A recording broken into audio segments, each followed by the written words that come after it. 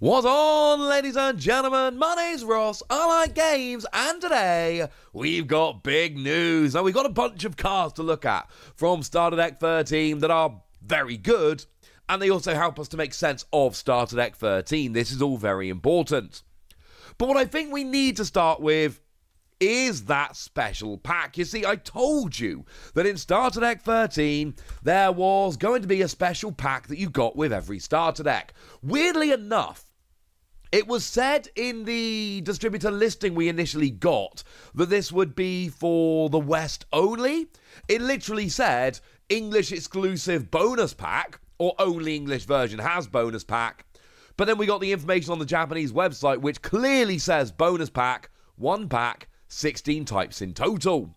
Now, we didn't know what they were. My prediction was that what we were going to basically have was every card other than the leaders, which was going to essentially be in a fancy new version. And we did hear from the distributor that there's a random selection of 3 old art cards out of 16 variations. They're all cards from Starter Deck 13, and they're hollow and texture foiled. So my prediction, which I think was a fair prediction, was that every card other than the leaders was going to be up for grabs. Because the numbers worked out. If we took the leaders out, the numbers worked out to 16, and it worked out nicely. Well, I was wrong, because we've seen exactly 1 card which can be found in this bonus pack, and it's the leader, Monkey D. Luffy. So, the only thing we know for sure, the only thing we are absolutely certain about is that I was wrong. And I've said this many times on this channel and my other channel, TCG Radio, where we look at Pokemon. Good predictions can be wrong, and bad predictions can be right. I had a good reason for thinking that the leaders wouldn't be included. They are, and I have mixed thoughts on this. Because on the one hand, this is cool. Because generally, like the starter deck leaders, you don't get fancy versions of it. Like, one genuinely good leader in Japan at the moment, which is seeing a bunch of play and a bunch of success, is the Starter Deck 11 Uta. Good green film deck, Uta as the leader. We've only got the standard starter deck version of that leader. It's not as much fun. Now, don't get me wrong, the starter deck 10 leaders are actually seeing a bunch of play at the moment, especially Luffy and Law, who were, of course, in the final of the Liverpool Regionals I casted a couple of weeks ago. But at least in that starter deck, they are foiled and textured and all of that, and they're a bit special. I like having special versions of leaders that people can choose to use or not. And, no, I know I was wrong saying there wouldn't be leaders. But now that we know we've got Luffy, I think it's an absolute given that we're getting the other 2 leaders. It just doesn't make sense that we would only get the Luffy leader and not the others. So I do feel very, very confident that we are going to get the other 2, and that's kind of cool. Which is the only one that's currently been revealed. We don't know any others. We know there are going to be 16 different types. We're assuming that the bonus pack is the same in English and in Japanese. And I know the distributor says English only, but there is a bonus pack coming with a Japanese version, and there is a bonus pack coming with the English version of the same deck. They might be different. It's possible. But I do think it's fair to say it is, unlikely would be the nice way to put it. And what the text says there next to the Luffy basically is parallel art included, bonus pack.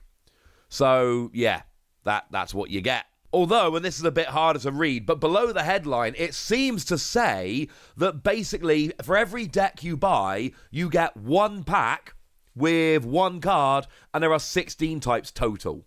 That seems to be what it's saying. So the distributor information that we've got is that it's 3 cards per bonus pack. In Japan, it certainly seems to be 1. But again, in Japan, it is 16 cards total.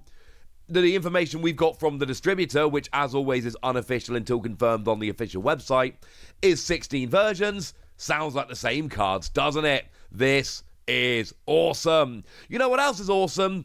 New super rares. We've got 3 super rares coming, and we've got a regular one. So let's start off with Monkey D. Luffy. This is the super rare, not the leader. And we've got, as I predicted, all these are yellow cards. Which again, this wasn't exactly some kind of phenomenal prediction to make. We've got 3 leaders, all of which are part yellow but don't share another colour. So obviously all the cards had to be yellow, because otherwise all the leaders wouldn't be able to use all the cards. You couldn't just switch the leaders out to play the deck out the box, which is clearly what starter decks are meant to do. So that would just be a little bit silly. So what we got here is Monkey the Luffy, 5 cost, 6,000 power, counter plus 1,000, and activate main once per turn. This character gains 2,000 power until the start of your next turn. Then, if you have 1 or more life, draw a card and trash the top card of your life. And this is one of those where I think we might be missing something here. I'm wondering whether there's information that we're missing. Because generally speaking, I don't love this. I like drawing a card, don't get me wrong. I like going up to a 5 cost 8,000 power, don't get me wrong. But trashing a card for the top of your life? Don't love that at all. Now, there is a reason for this, incidentally. And it is one of the leaders, but weirdly, it's not the Luffy leader. It's the Ace leader. Because what the Ace leader does is Dawn X2, activate main once per turn, look at the top 5 cards of your deck, add a 5 cost character to the top of your life face up, put the remaining cards at the bottom of your deck in any order. And then at the end of your turn, you have to send all the face up cards in your life to your trash. So essentially, you use Ace's effect, and then you have an extra card on top of your life, which is going to go at the end of the turn anyway, so you might as well trash it with Luffy, and drawing a card and an extra 2,000 power is obviously very good. I understand all of this, but it means it's very specifically that, and when we looked at lore the other day, I told you there are other combos, and I might like these other combos more. Don't get me wrong, right? 5 cost 8,000 power that draws a card, yes, but because you're trashing a life, it has to be used with Ace. And then, of course, you're locking yourself out of some other combos, which could be used instead of this, with that extra life, face up on the top that's going to go at the end of your turn. There we go. Now, we have got a Monkey the Garp coming in here as a super rare. And we've got ourselves 1 cost, 2,000 power, counter plus 1,000. And on play, look at the top 5 cards of your deck. Reveal up to 1 Sabo, Ace, or Luffy card with a cost of 5 or less. Put it in your hand. So it's your standard kind of 1 cost 2,000 power on play search, but it has to be specifically for a Sabo, Ace, or Luffy that is 5 cost or less. Now I'm going to show you a couple of Ace in a minute that are 5 cost or less. Obviously we've got this Luffy that is 5 cost or less, and this is actually giving me some extra information here. I think this deck might literally be the 3 brothers. Like, the leaders are Ace, Sabo, and Luffy. I think I accidentally called Ace Law a minute ago, which I'm still thinking back in starter deck 10. Sorry about that. But the point is, the leaders are Ace, Sabo, and Luffy, the 3 brothers. And then other than this Garp, all the cards I'm showing you today are the 3 brothers. And I'm kind of thinking, I mean, the deck clearly isn't entirely the 3 brothers. I'm just showing you Garp now. But the point is, I think it might be very heavily, as in multiple versions of each of them, which I find very interesting. And look, this is really simple. It's a searcher, so the deal is the same as with every searcher. If you are playing enough of the 3 brothers that you're going to hit this more often than not from the top 5 cards of your deck, clearly this is brilliant. Otherwise, don't bother. Simple as that. Just remember it's not all of them. Like, Sabo is red and yellow. And we've got the really nice, speaking of starter deck 10, we've got the really nice Luffy from starter deck 10. Big, powerful Luffy. Yeah, that's a 10 cost. And it's got Rush, and your opponent has to get rid of one of their characters if they try using Blocker. But it's a 10 cost. You can't get that with Garp. So this is another one of those where, in the right deck, this is a phenomenal card, but it only searches Sabo, Ace, and Luffy. And it's only 5 cost or less. You have been warned. As always, I've done the translations myself, but I have checked with the lovely Orange Samurai D, who's checked with Tatsugi. Now, Ace is an interesting one, because we've got Little Ace. We got 2 cost, 2,000 power, counter plus 1,000, very obviously Kid Ace. And we've got Activate Main. You may trash this character, look at the top card of your life. If the card is a 5 cost Porcus the Ace, you may play it. And if you play it, one of your leaders gets 2,000 power until the end of your opponent's turn. Well, look, this is kind of brilliant, right? Obviously, you're playing it on your turn, so it's until the end of your opponent's next turn. And this is kind of awesome. Because remember, I just reminded you what the Ace leader does. Not lore. ace. And what the ace leader does is it lets you look at the top 5 cards of your deck, grab a 5-cost character and put it on top of your life face up. So you use the leader to look at the top 5 cards of your deck. If there is a 5-cost ace, you put it face up on top of your life. And remember, it's going to be trashed at the end of your turn. But that doesn't matter, because then you trash this 2-cost ace to play a 5-cost ace for free. Oh yeah, and then also you get 2,000 power, obviously. This is absurd, because you can use the leader skill to guarantee that you've got the 5-cost ace on top of your deck. Then you trash this, and yes, you can trash it the turn you play it. There's nothing in the rules to say you can't trash this the turn you play it. And then all of a sudden, you've got an extra 2,000 power on your leader, and you've got this 5-cost ace, which we'll have a look at in a second. This is awesome. But it also goes back to what I was saying with Luffy, because Luffy's clearly very good, but you got to trash the top card of your life, which is fine if you're playing ace, because you're going to have a card on top of your life ready to trash. But then, of course, that means you can't use this combo, which is kind of annoying. There we go. Yeah, this is kind of awesome. I did promise you a 5-cost ace. What do we have here? Well, and obviously 5-cost means it can be searched with Monkey the Garp. We got 5-cost, 7,000 power, no counter. And on play, if you have 2 or less life, this character gains rush. Now look, you're playing it probably as a 2-cost because of your little ace, if you can make this work. And again, if you're going for this combo, then Garp doing the searching makes it awesome. So, I don't need rush on this card. I like rush on this card, but if I'm playing a 2-cost and then trashing it to play a 5-cost, bearing in mind I've searched the 5-cost using my leader so I know it's going to work, oh my word, yes. That sounds awesome. I've just played a 7,000 power character as a 2-cost.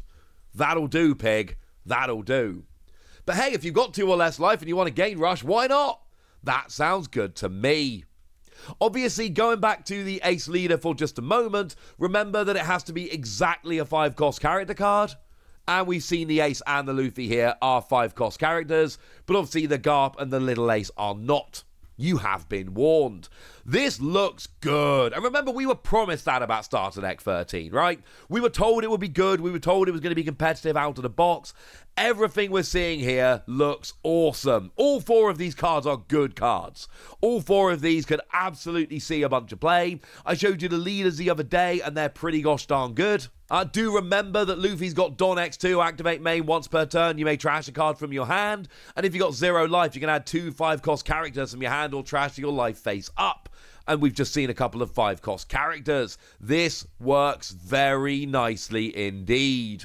Oh, and actually, while we're off on a tangent talking about the leaders, remember Sabo, Don X1, activate main once per turn.